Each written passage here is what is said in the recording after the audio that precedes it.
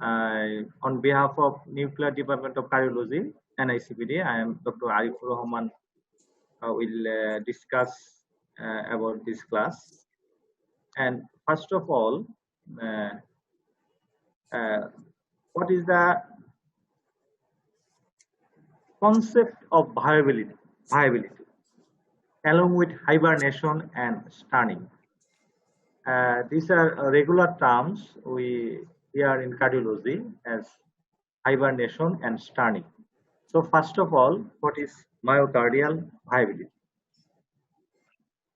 Viable myocardium must have the following characteristics: the ability to generate high energy particles like ATP, have an intact scleroderma in order to maintain ionic electrochemical gradients, have sufficient perfusion both for the delivery of substrates and oxygen and for the adequate washout of potentially noxious metabolites. The end goal is contractility. So a viable myocardium must have some form of contractility. But there are two tissue states that exhibit sustained contractile dysfunction despite meeting the three above mentioned criteria. These are stunned myocardium and hibernating myocardium. So what is myocardial stunning? This is delayed recovery of regional myocardial contractile function after reperfusion despite the absence of irreversible damage and despite restoration of normal flow. And what is hibernating myocardium? A state of persistently impaired myocardial and left ventricular function at rest due to reduced coronary blood flows, which improves after revascularization. So these are the myocardial ischemia related infarction, and there may be chronic ischemia, and when there is chronic ischemia, there is persistent ischemic dysfunction, that is hibernating myocardium. And when we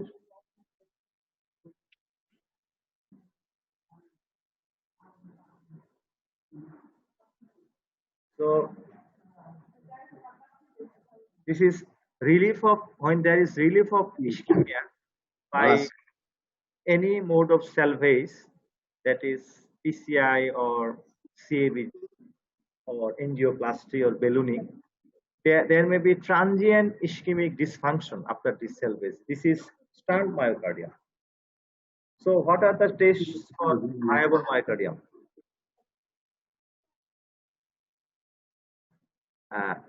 What are the tests for viable myocardium? As you know, there are no clinical tests in bedside to determine the viable myocardium. So these are the non-invasive methods. There are some key non-invasive methods to identify viability. One of is echocardiography, another is MPI, that is myocardial perfusion imaging. These are two parts: single photon emission computed tomography or SPECT, and another one is PET. This is position emission tomography, and recent addition is cardiac magnetic resonance, what is CMR. And echocardiography, it is extremely useful tool, document the early and late functional changes at rest. Trace echocardiography is usually done with dovitamin, has also been used to identify viable yet chronically dysfunctional myocardium. Dovitamin trace test can be done at the bedside. Hibernating tissue may be hypokinetic, akinetic, or dyskinetic.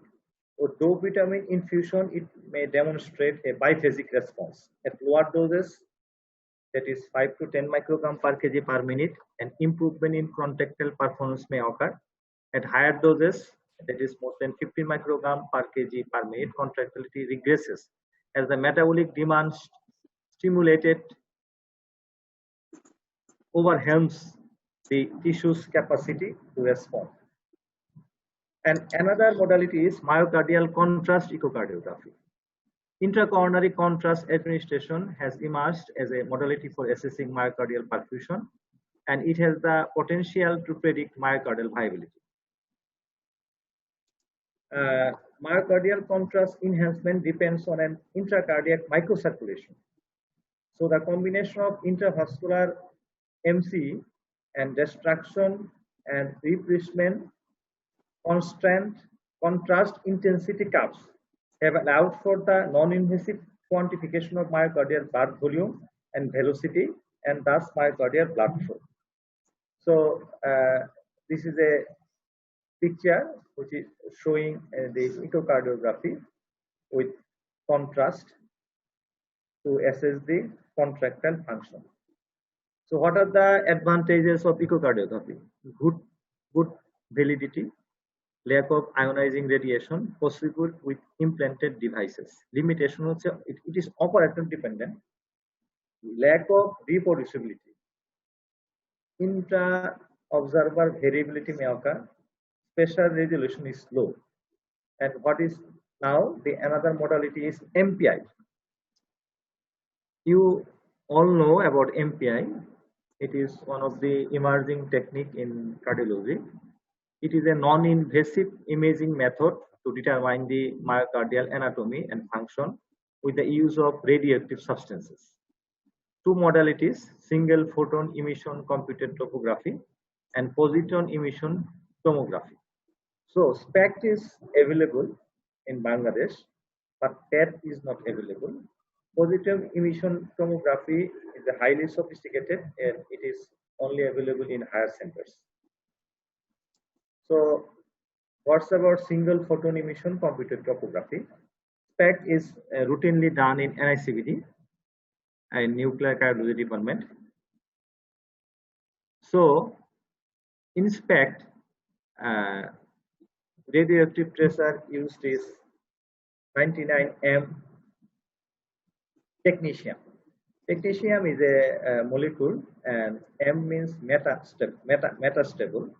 It is a very short life.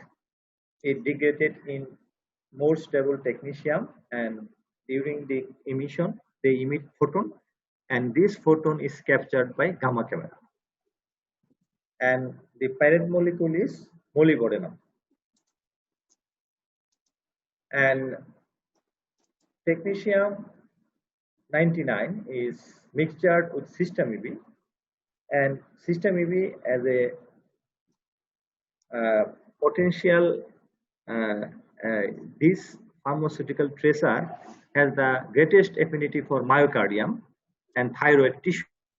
So its concentration is increased in myocardium when we give system EB and technetium together in injection form in a patient.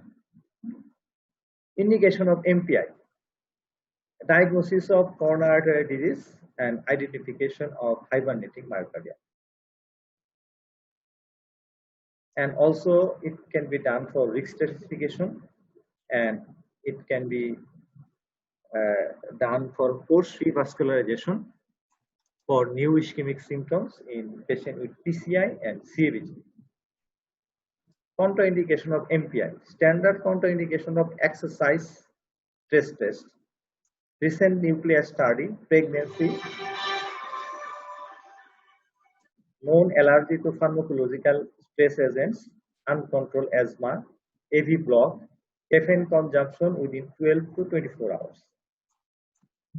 So how MPI is done in NICVD? Patient has to be fast for at least 6 hours and comes in the morning in the empty stomach. And we clinically evaluate the patient before the test. If the patient can run, or patient we do a modified Bruce protocol exercise treadmill test. And when the patient achieved target heart rate of 85% or more, then we inject him with technetium 99 and system EV. And again, we do an exercise for another 2 to 3 minutes. Then the patient go for rest, and after for rest for 30 to 40 minutes, then the patient is gone through the gamma camera for 10 minutes, and acquisition of cardiac cycles are done. So this is stress SPECT. Then again, patient is going to go to the restroom, have a chocolate milk at least 250 ml, because the system EV and technetium then goes to the stomach because it has high affinity for chocolate milk. Then after it, we again inject the patient with system EV and technetium injection, and then we give the patient rest for another 30 to 40 minutes. Then we again do the cardiac scan by gamma camera to obtain the rest SPECT. So this is the still frame picture of a MPI scan. It has 5 basic imaging planes: short axis and long axis. Short axis has apical, mid, and basal. Long axis has vertical long axis and horizontal long axis. These are the standard SPECT imaging display. So what are the interpretation? A deficient area which remains unchanged on both phases of the study, that is fixed defect, represents an area of infarction.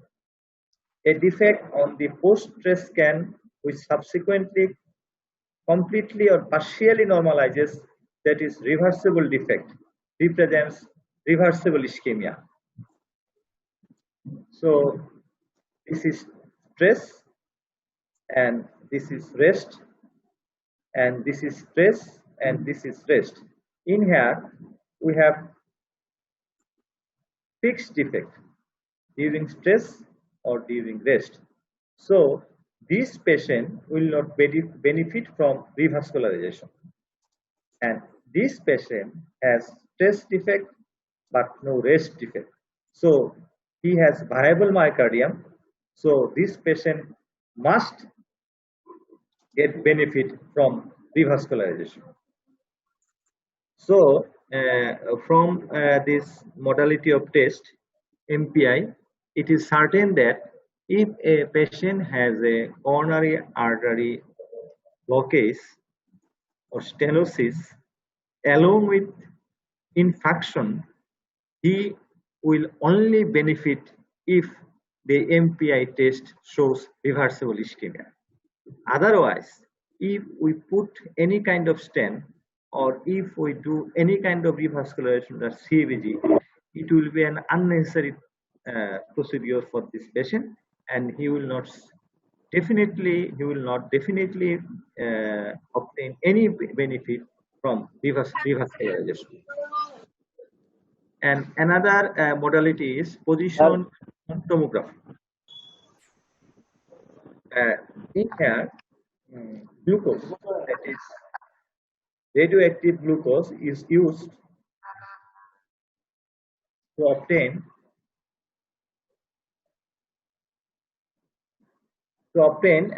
myocardial ischemia. FDGA is transported into the cell by the same sarcolemmal carrier as glucose. This is radioactive glucose, where it is phosphorylated to radioactive FDG6 phosphatase by the enzyme hexokinase.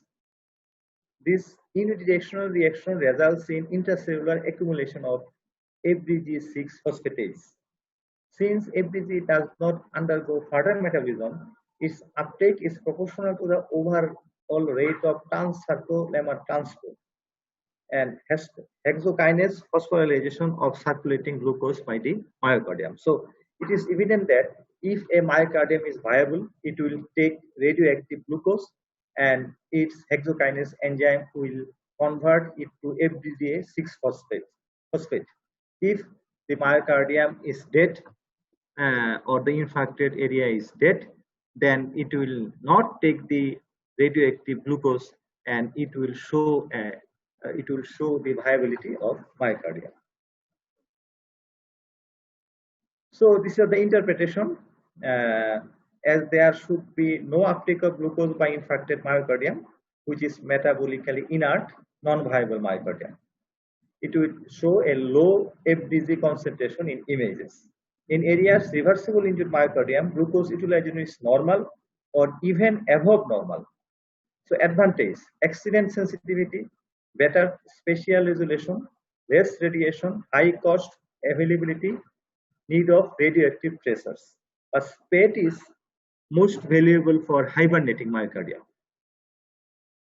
And another modality is magnetic resonance imaging, CMR. Dovitamin echocardiography or thallium or technetium single photon emission computer tomography are widely available.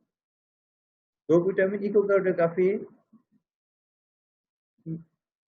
has a disadvantage because smaller scar tissue may respond to dovitamin trace echo because surrounding myocardium will be in good health, so we cannot assess it properly, the myocardium viability properly. So in CMR, we also use radio tracer agent, that is ZD-DTPA. The tracer has an excellent safety profile and clearance is predominantly via glomerular filtration. So this is the CMR showing myocardial viability in end systole, in end diastole, in end systole and end diastole. Akinetic segment, no scar, on MRI viable. Segment became functional post revascularization. This is showing revascular dysfunction. So this segment is showing irrevascular dysfunction. CMR is a highly sophisticated test modality for viable myocardium. It is not available in Bangladesh. In Bangladesh, we usually done dovitamin test and MPI. So what are the sensitivity and specificity of this test? Dovitamin echocardiography has 76% sensitivity and specificity 81%. And delayed enhanced MRI has 97% sensitivity and specificity is 68%. FDG PET has 89% sensitivity and 57% specificity. And SPECT has 89% sensitivity and 68% specificity. So what is the home message? Revascularization should be done early before irreversible myocardial injury occurs. In patients with ischemic cardiomyopathy with predominant heart failure symptoms, viability assessment is essential before revascularization. More detailed viability studies are needed for accurate prediction of benefits of revascularization in ischemic cardiomyopathy. Thank you all.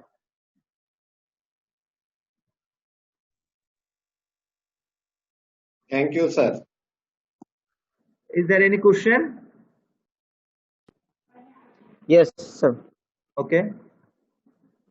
Sir, interpretation in the SPECT, we do two tests, in the stress phase, another in the rest phase.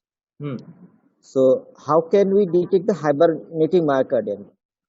Is the hibernating myocardium during rest is tracer will not uptake, and during the stress it will uptake? Is it, sir? Is it for this kind of difficulties? PET is best for detecting hibernating myocardium. It is sometimes it is very difficult to stunned and hibernating myocardium is to differentiate using MPI. But in MPI, if the patient has fixed defect, then it is certainly that the patient will not get any benefit from any kind of revascularization. again, in clinical circumstances, we commonly see that a patient has done an PCI, or a patient has done an CABG, or a patient has got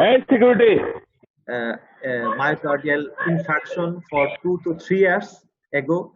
Then this patient comes to us with chest pain or heart failure symptoms. If we do an MPI first, then we are certain that this kind of patient will benefit from revascularization. Because if we put this patient on the angiogram table and do an angiogram and do an PCI, it will not surely benefit them. And another way is if we angiogram and we have found more than 3 blocks or 2 blocks with scar tissue in echocardiography, then we should definitely done an MPI before revascularization. Because if there is no reversibility, then why should we put CABG for this? Thank you. So any question? So thank you all.